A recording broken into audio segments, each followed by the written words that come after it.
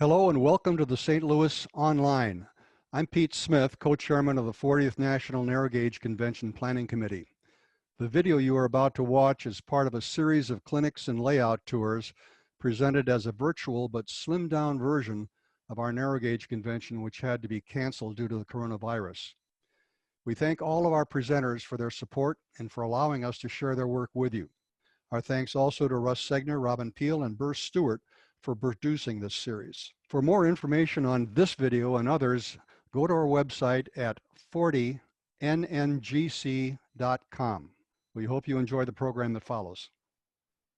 Thanks for putting up with me. The clinic that I have for you is a condensed version of a hands-on clinic. So I've got about 3 hours worth of material that we're going to try and cram in to 45 minutes. So I'm going to move quick, but I'll stick around as long as you guys need and answer questions.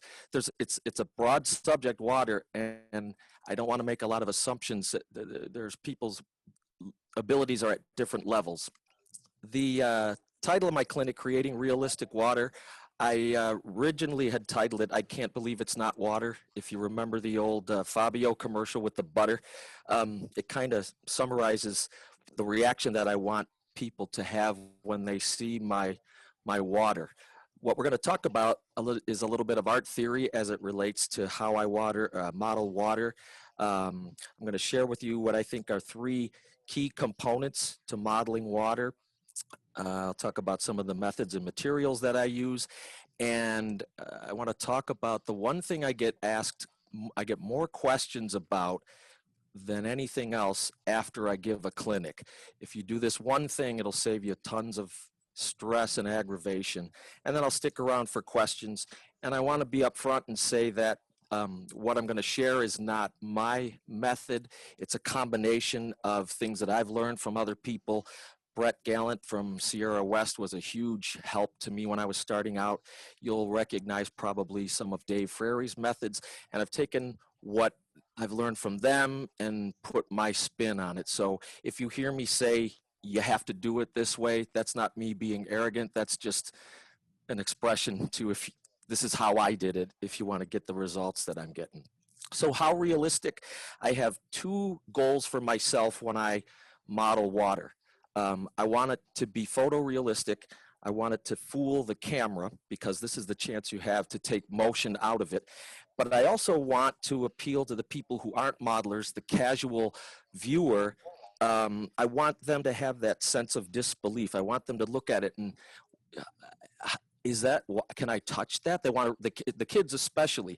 That's what I'm going for. They're pretty lofty goals, but it keeps me, if you're in this hobby, you're probably a bit of a perfectionist. Otherwise, we wouldn't be stressing over all of these little things. So here's an example of some of my work and I'm going to show you how I made this. This is HO scale. It's a little boathouse at the end of the log pond near the primary focus is the sawmill, but we're talking about water today. Here's a nice view of a top-down view of the log hall and the depth. I'm going to show you how I got into that. You can see the ramps, how it extends down. Here's the log brow with the floating timber and the green chain.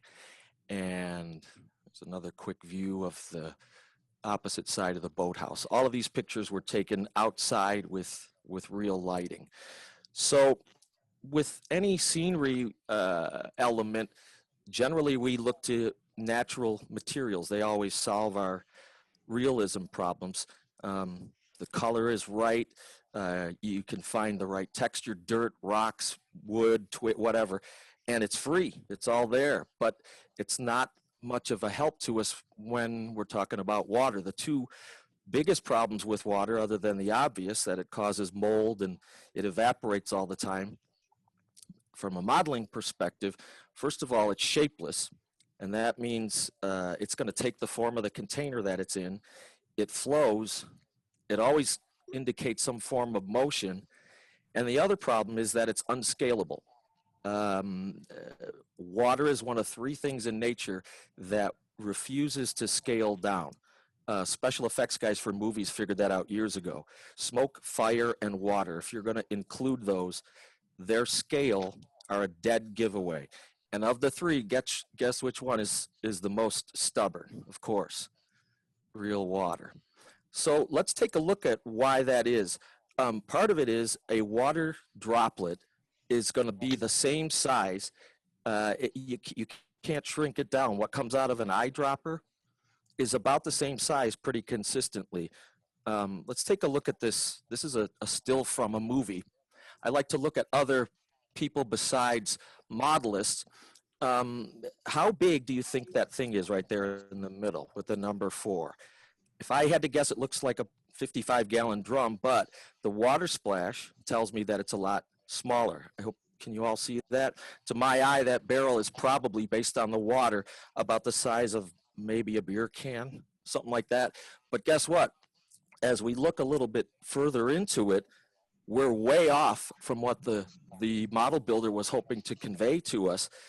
He was hoping that we would come away thinking that it was a space docking water-based station for a rocket ship. You see that? Capsule number 4 just slid out of the ramp. And you could tell that that rocket ship is about the size of your fist. And if you have any doubt, look at the water. This rocket ship or whatever is about to do battle with a sea monster, maybe the size of a goldfish, perhaps. The scale gives it away. So any hope or fantasy that we have of using some form of liquid that flows and get motion into our models isn't gonna happen anytime soon. We can 3D print a hammer, but technology has failed us when it comes to scale water. So our only viable solution is artificial water. So if I have to concede movement, I'm going to do my best to get every other quality as accurate as I can when it comes to the water. So I think that comes down to 3 things. I call them the 3 C's. Color, obviously the most important, because again, forget about modelers, think to the outside world. Every man, woman, and child subconsciously knows what color water should be. Think of them as water rivet counters. Not quite as persnickety as the guys in your ops group or your club or whatever. They know what water looks like. They're qualified experts. Container, that's the second C. The viewer should understand a lot about what they're seeing, that body of water. Is it shallow? Is it a creek? Is it a pond? Is it the abyss of an ocean? What's keeping the water where it is? What's holding it in place? The container communicates that sense of volume. And then number 3, I really didn't have a third letter C, but I wanted to stick with the theme. I called it characteristics, the unique qualities that water possess. Movement, responsiveness, and flow to current. I want to use all of those 3s to help sell that illusion. So keep the 3 C's in mind. That's what I try to do as I go along. So let's start with color. I'm going to grab a sip of water here. What color is water? Is there a correct answer? And if you thought blue, you would probably be right. But is it? What about, there's green maybe, or blue-green, or brown? Might as well go orange. There's a picture, it's got to be real, right? Pink, purple. So what are we supposed to do?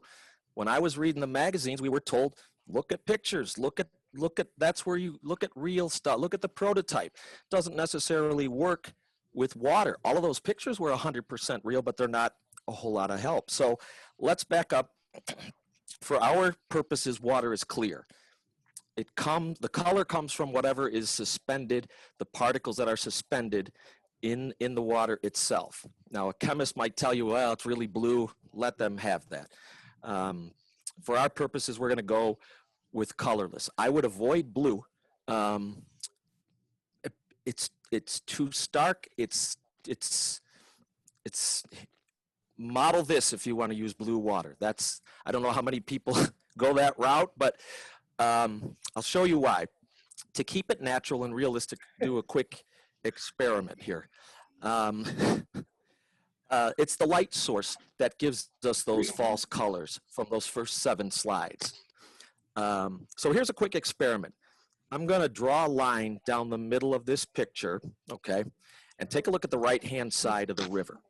The water looks pretty dark. It's almost black, but you don't get any sense of depth compared to the left side.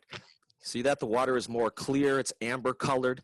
You can tell how shallow it is. Now I'm going to put this picture into motion, and it's a time-lapse video. We got to start I chopped selling out all of, now. okay, could somebody mute the microphones there? I'm going to put it in motion, and you'll see I'm going to chop out the middle hours. This camera doesn't change position from sun up to sundown, but watch what happens based only on the position of the sun. Look at the right side. No communication of depth. It looks black. It could be an oil slick compared to the left side. Okay, it's the light bouncing off of the water. So we're going back and forth. And let me play it one more time, but also take a look at, we'll divide it in half. Watch what the sun does to the color of the rocks, right? Take a look at that. See how it changes colors so dramatically? All of these things are really unchanged. It's just the light source. So what does all of this mean? Pictures don't lie, but they might not be the best source for us. The layout lighting, if you missed Jerry Cantwell's lighting clinic last week, it was excellent, and I would encourage you to go back. If you follow what I do, his lighting will help you capitalize on all of that. What we need to do is find an average color which subtracts the color illusion created by the light source, the shadows. And how we do that is, I say, trust but verify. A lot of people have a hard time seeing color. So here's a website. If you're stuck, you upload a picture and it'll analyze and break down the picture you upload. See that on the right-hand side, the paint chip? If you have color inabilities, I guess, if you don't have an art background, this will help you get a place to start. So for our purposes, let's just assume that we are going to use fresh water because we're narrow gauge modelers for this discussion today. So we'll take out ocean color. That's a completely different animal in itself. But what you can do with this website, tap on any portion and it gives you that color breakdown and a place to start. I took a picture of my model and uploaded it just to see how well it did. Right where the red arrow is pointing, the tip, see where the eyedropper is to the right? That's what it pulled out of that. So I didn't have that website when I did mine. I just kind of guessed. And I went with the color of the dirt that you see on the shorelines, but that's really, really light. But when dirt is wet, it goes way, way darker, always. When soil, earth, when it's wet, it gets darker, many shades darker. So I had to start someplace, and the color I chose was Polyscale GN Empire Green. It's my absolute favorite. I love it. It's perfect, and they don't make it anymore, which is great. But there are color equivalents. It happens to work well for my scenery, for the lighting and all of that. This is the color that I like. It's not necessarily right for all of you, but it'll give you at least a place to start. I never liked reading in the magazines or in clinics where they would say, yeah, just grab a brownish color. Well, I don't know, there's a lot of browns out there, so here's a place for us to start. I had to go with something. The one thing I would say is, whatever you decide, make sure you have plenty of it so that if you have to add on to your layout down the road, you have the same color, because that stuff is getting harder to find, obviously, since they don't make it anymore. The next C, container. What is it that is holding the body of water together? What defines its shape? Is it a giant wall of granite? Is it a wooden retaining wall? Does the water cut and scour its way through the scene like a raging river? That's what gives it its volume. How far down does it go? And I think that's important because imagine if a scale figure was there. If he jumped off into the body of water, is he going to be crushed to bits by the things that are in it? Or does he have could he cliff dive and go all the way to the bottom? All of these reasons, they all tell the story. For example, if you can see the pilings, are they sunk down in a silty soil, or are they hammered down into bedrock, sturdy structure? That'll explain if it's silty soil. That gives a reason why that boathouse is all out of square. That'll give a reason why the pier is tilting. It explains what you're seeing there. And for all of these reasons, that's why I don't like to use an opaque dark brown like that picture I showed you earlier. So the best way to illustrate depth of the container is to actually make it deep. And I use a two-part resin, and we'll talk about that coming up in just a bit. But we have to start first with the container itself, and real quickly I paint a transition from shallow to dark, the two colors that I use. It's just a tan craft paint. I think it's, I used khaki tan is a Delta Ceram coat that seemed to match pretty close. And in the middle, it's black green. And if you can't find black green, I go and take where the black colors are in the craft paint section. The first one to the left of that is the color that you want to go with. Work them together. The idea is to get them to blend so it makes a smooth transition. Okay, I don't want a real harsh line anywhere. I want it to be smooth but quick. I want the shallow water to look like it's getting deeper. I want to feel like it falls off in a hurry. That's a little trick to because the log pond area that you see there is really small, so that helps sell the illusion. So this is how I create depth just on the artistic side. The physical side is where we go with the resin. Again, the viewer should be able to see down, and what I do is use that to provide volume and depth. I pour it about 7/8 of an inch, 1/8 inch layers, and that gives you, if you're in HO, about 7 or 8 feet down. I guess an O scale it would be 4 or so. Where was the water surface going to be located? How high up will it go? Again, that gives you that feel for how deep it is. So I need to find out where the high water mark is on the shore. This is a little gauge that I made, and I built the surrounding area to hold 1 inch of resin.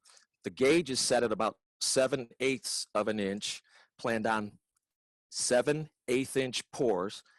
So it gave me a little bit of a buffer. If I went up too close, if I was out of level, it could spill all over the place. So the top of that horizontal piece is 7/8 of an inch, and see how it's tapered there to the right? I can use that to get into the tight areas along the shoreline. I can just look and see that it's where it's going to hit on the timbers there, because it has to be level, otherwise the world's going to look wonky all the way around. And then the items floating in the water, they can't just rest on the bottom, they got to float. So I build them up on those little platforms. I hope you can see that, like colored popsicle sticks. There's a better look at them. Establish all the log heights because they're different thicknesses. The bigger logs will have about 1/3 out of the water, 2/3 underneath, but they're different heights. So I use that gauge to get them all to look correct individually. And the platforms, you can see them right down there. If I had to do it over again, I wouldn't use square stock because it's too thick. And you have the chance of you could see it down at the bottom. Instead, I would use the craft sticks for the ones that extend out horizontally. So at this point, I would also create the understory, the items that'll be just barely visible, and draw your eye down to sell that illusion of depth. Where will this all end up? That's how you can illustrate where the current is pushing all of this stuff, which direction.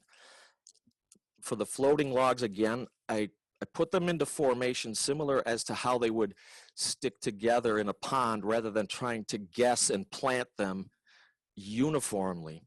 So I looked at a picture like this one here, and I noticed that they clump together in these little angular groups, kind of. triangles.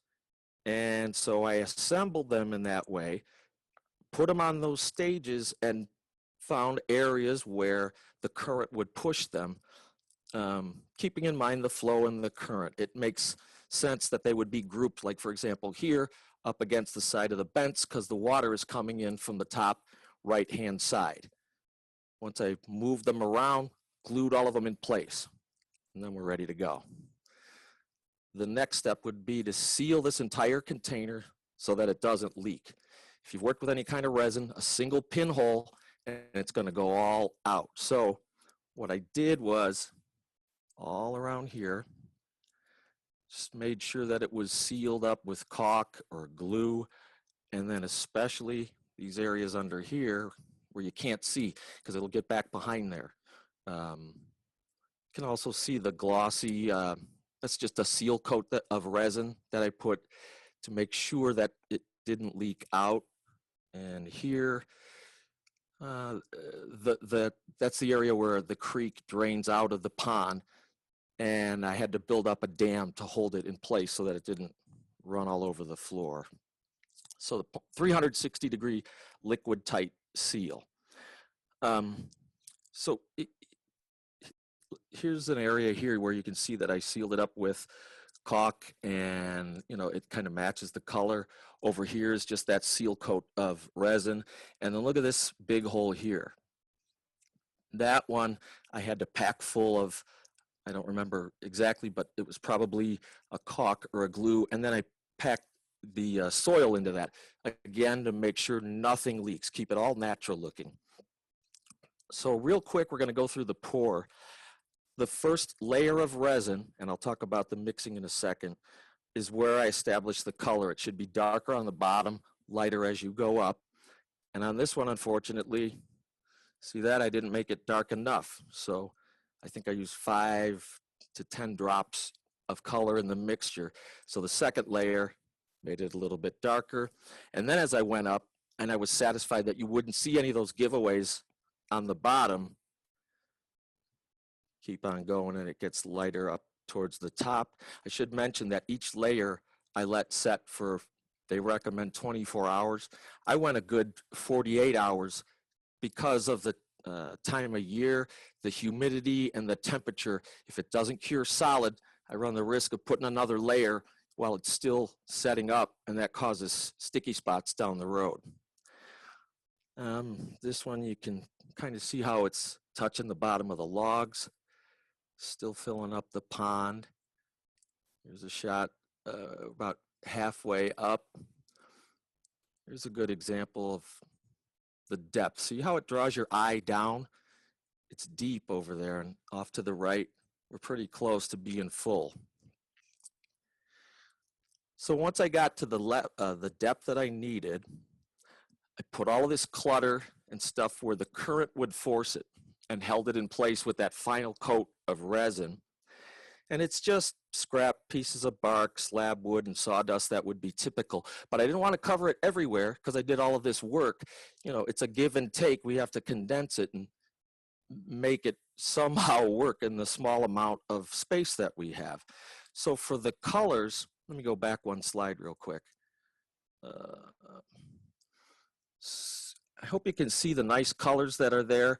There's some greens and stuff like that. None of that is paint. I took it all from other pieces of bark off of these Douglas fir branches that had those nice lichens on it, yellows and greens and things like that. Perfectly natural, adds a little pop of color, makes it all the more realistic. And then there's areas in between where the logs would be landlocked, kind of, so to speak.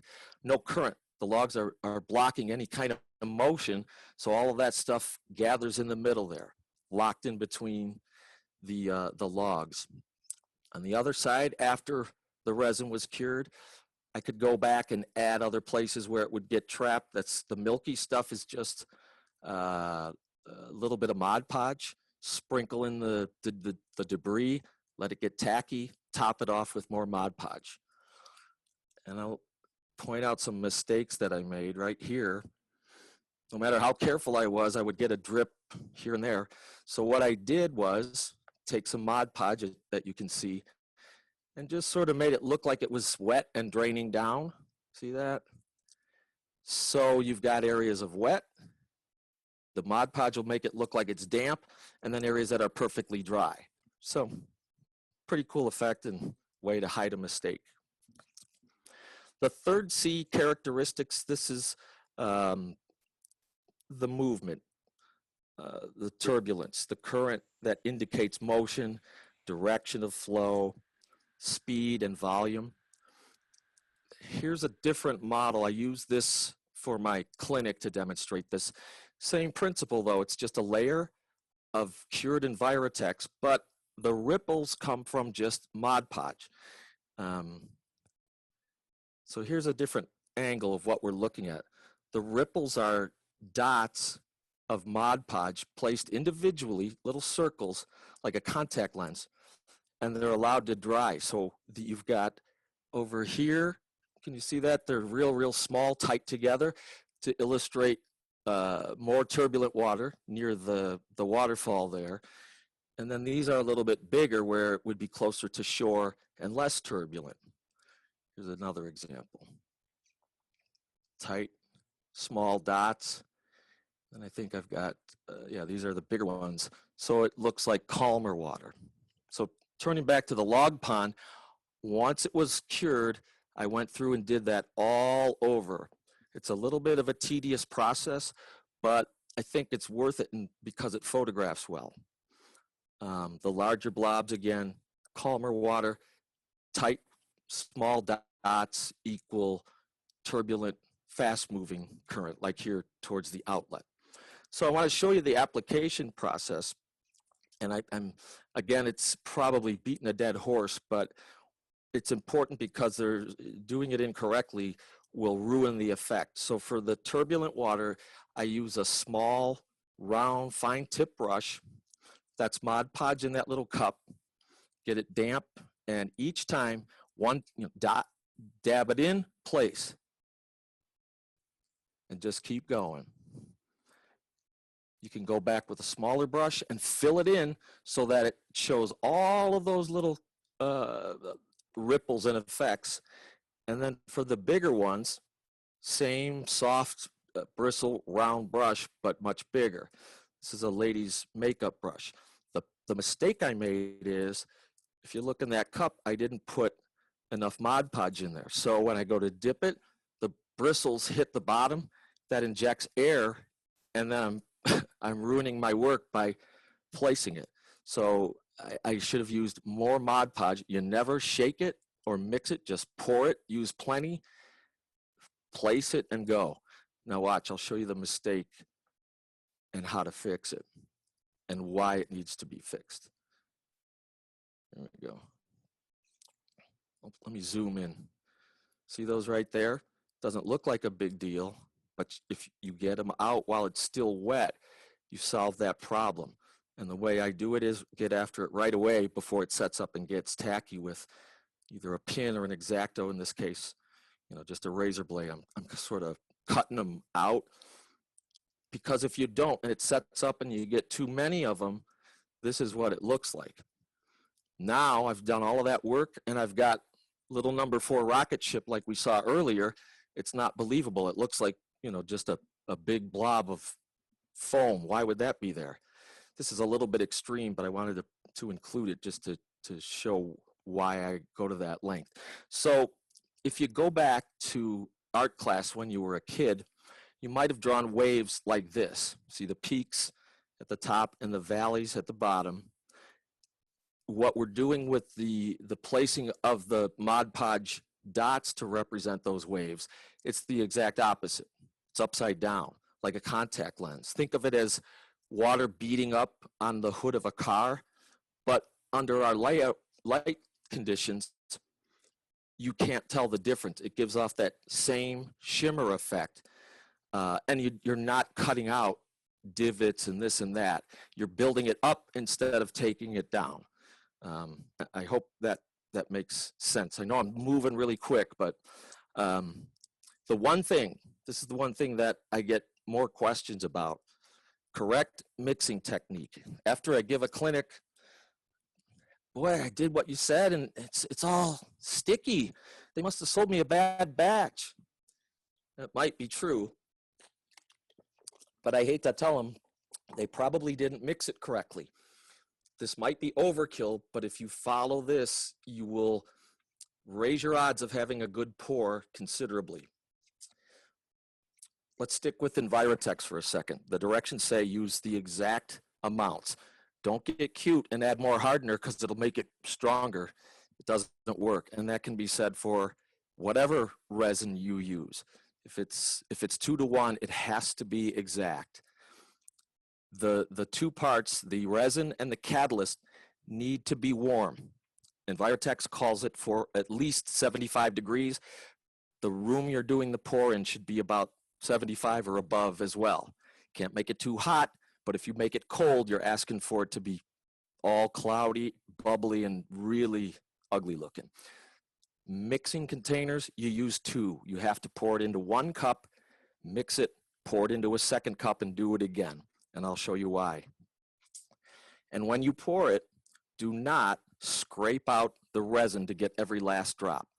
I've seen more articles and videos on YouTube where they're doing that. That's how you're unconsciously scraping in unmixed part A or B, and it'll never set up. I have a mixing cup that I'll show you in a second here from 10 years ago.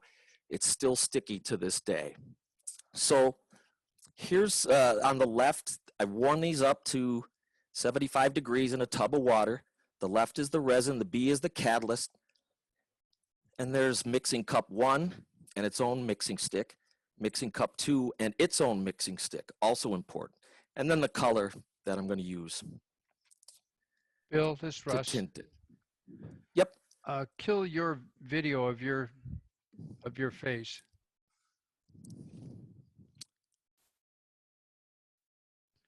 And the video that will be smoother. unattractive?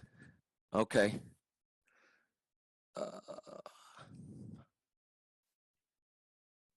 How's that? Good. Does that work? Okay. What's wrong with Should I go back up? Oh, you guys are lucky we're not in St. Louis, and you'd find out. Trust me. All right, should I keep going? Yes. All right, so here's a condensed version of the mixing process to ensure that you avoid these mistakes, okay? A and B warmed up to 75 degrees. That's just a little bucket of warm, really, really warm, but not hot water. Combine the two, grab a fresh mixing stick, and mix it thoroughly for 2 minutes, okay?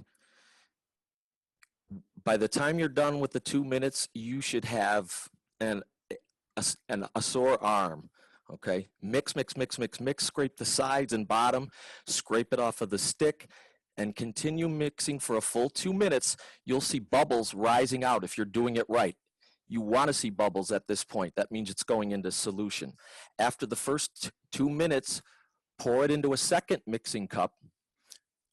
At this stage, you can scrape the sides and get every last drop out if you'd like. Then add your color. Cup number 2, that's where the color goes, not in the first one.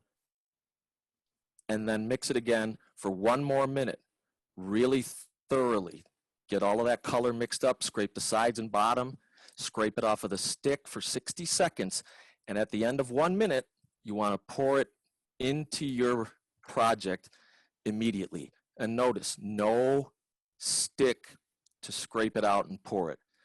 You're asking for problems if you use a stick to scrape the sides while you pour.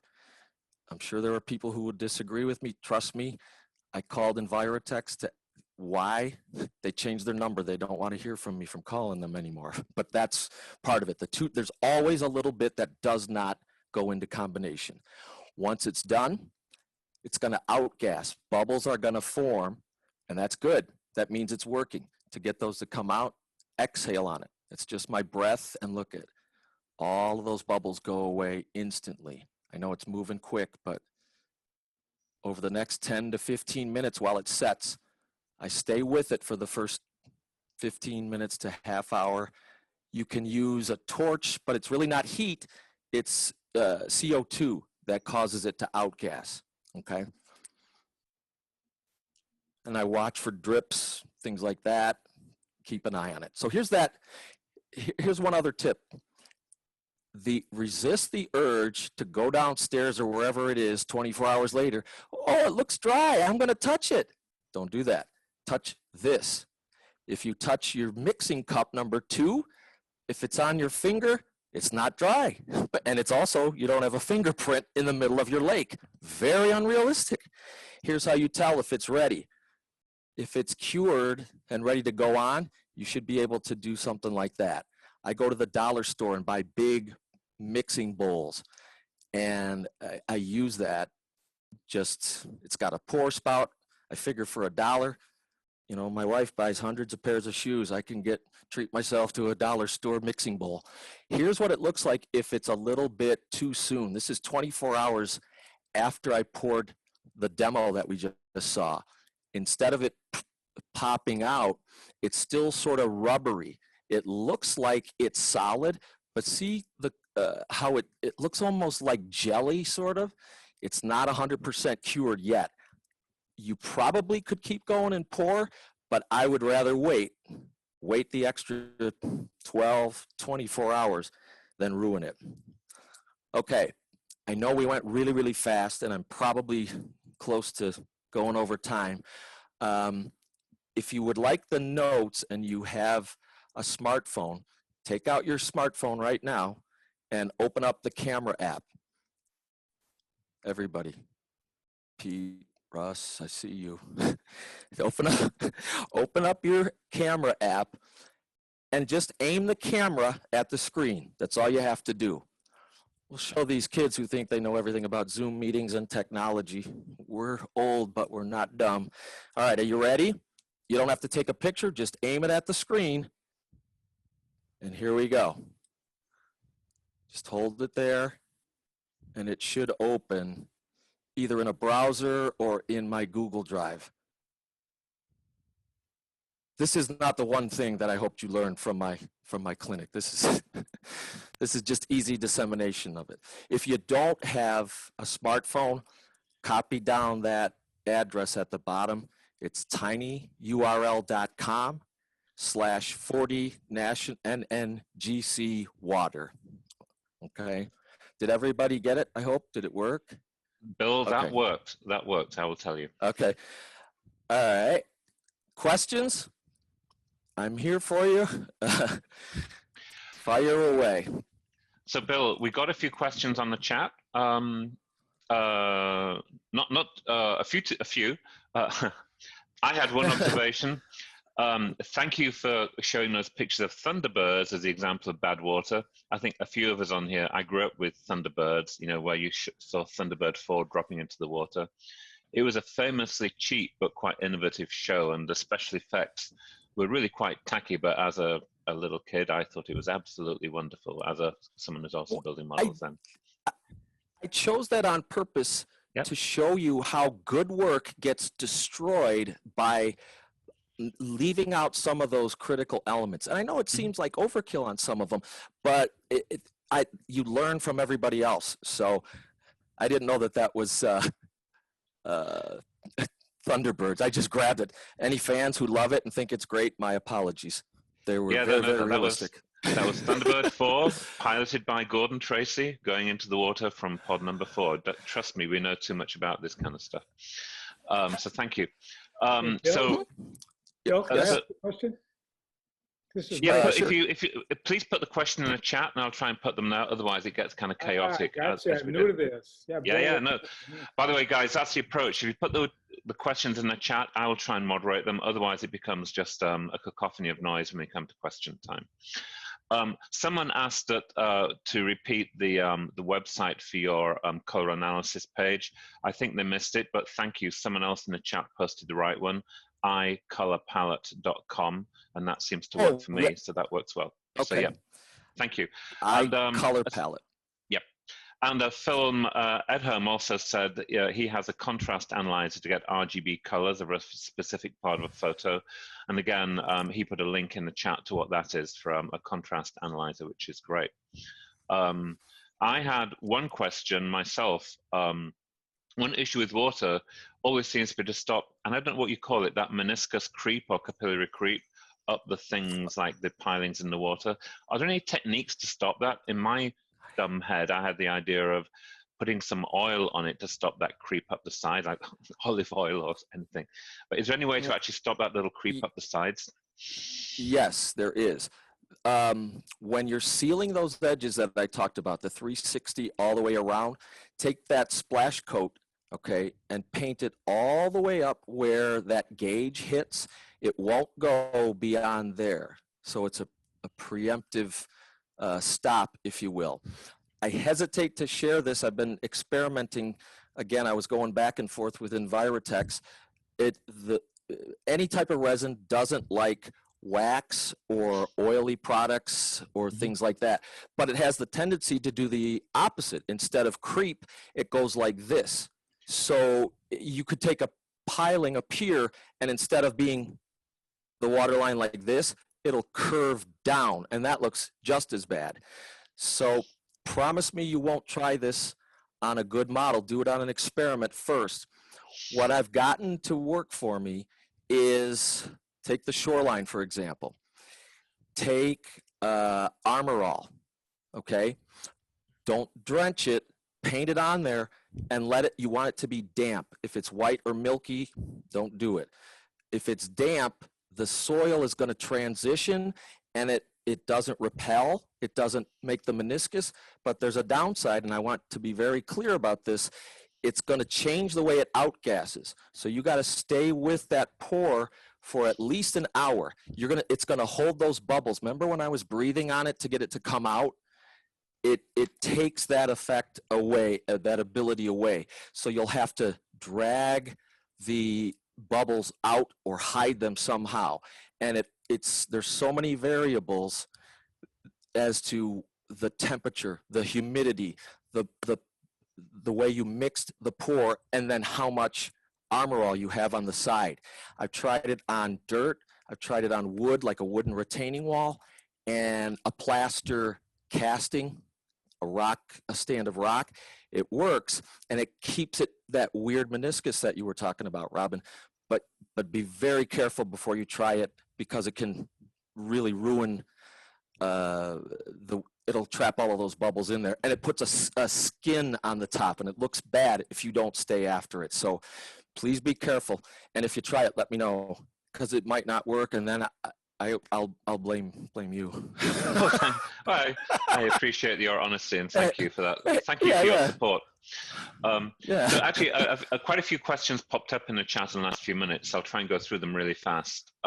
David Emery.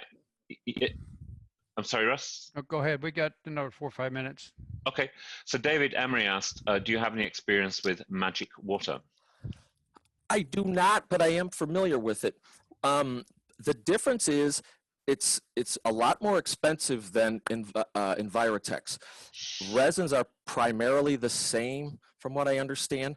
It's the different grades or quality levels, the purity level of one component or the other. I'm not sure which, but if you have plastic lens eyeglasses, that would be medical industrial grade, incredibly expensive. The cheaper the grade, the more likely it will yellow, okay? They'll all yellow to a certain degree. They all will get the meniscus, but for me, I haven't used it because it was, magic water was cost prohibitive. I can pick up the gallon kit of Envirotex for $60 or $70 online. To get that amount of magic water, it's almost triple.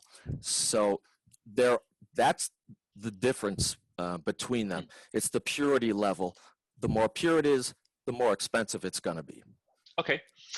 So here's a question which, no, it does to me. There's another question here, which actually I was thinking, what paint can you use for coloring the resin? Are there paints you should not use that are going to mix weirdly, or some that do mix well?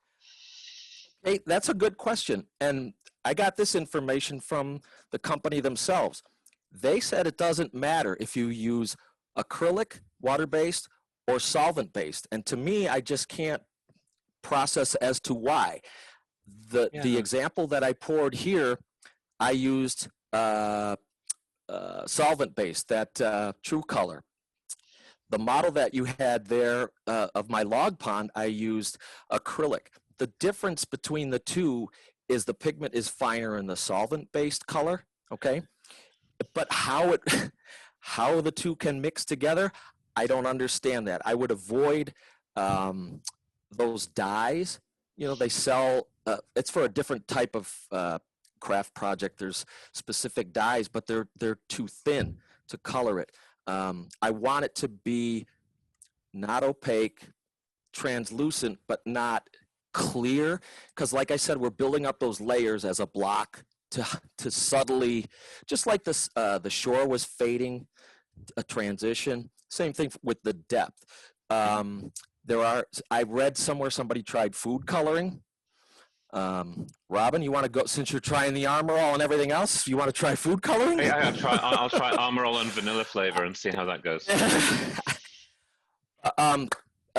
Quality paints, not craft paints, because that has a different, like you can't use house paint, but quality model paint, Model Masters, True Color, things like that. That's what I would recommend. Okay. So Pete Smith commented, "You don't seem to get much creep," which is a weird statement, but I think we've answered that one. Here's an interesting one from Rod Jensen. Have you ever used fiber optics to create movement in a waterfall or similar moving water? I haven't, but that is something that I want to experiment with. It's on my list. What you saw in that little drop, the falls that I had there, that was that stretched polyfiber stuff. The project that I'm working on now is I took stiff plastic from blister packs that we throw away, different thicknesses, and I use a heat gun and shape them around the drop so that it fans out, right? Because when it falls, the water goes down and out. Build it up that way so it matches the drop and on the workbench, and then match it to the casting or the waterfall. But who was it that told me? One of the guys down in Florida, they use fishing line, and it's pretty convincing. There's a million methods, but yeah, do they have any examples? Because like I said, I learn more stuff at my own clinics than Yeah. Well, that's good. So, So we've got time for a couple more questions. Okay. I think Jennifer asked, do you ever model oceans or harbors, or do you focus upon freshwater, I guess is her question. I only freshwater. Mike Angler, you help me out. Is it John Palmer or Frank Palmer down in Florida does marine and saltwater? He's with the guys at the museum down there. I'm drawing a blank. With Dave Ravella. Frank is an expert at marine. And I left that out of the presentation specifically because it is a different color. And it's one of those things, you can look at a picture of the Colorado River and it looks all rusty orange. Oof, that makes me nervous and scared to get it right. Just in the same way that sea or ocean water, salt water. There's another one who's real good at it too, and he's got some techniques, and I can't think of the name. I will in a second though. He's got a DVD. Can you hear me? Yeah. Yeah, Yep. John Addison does a lot of seawater. John Addison does. Yeah. Bob Mitchell. Bob Mitchell has a DVD out where he does specifically model harbors that are marine water. And like I said, I am not the authority. I steal and borrow from all of these guys, and I know when to step off. Look at Trolls Kirk stuff too on the internet. Trolls, I believe it's Trolls Kirk is he's a Danish artist, and he completely understands color. It's a bit heady, but if you can stick with it, I followed along the one time. He's like, okay, mix this and mix that. And I'm mixing. And I go, oh, that looks pretty good. And then the next words out of his mouth, he goes, disgusting. I'm like, whew. That's a good DVD. You have to find it on eBay or something. Thanks, Bill. I appreciate it. That was outstanding. And I love the tiny URL, the barcode here.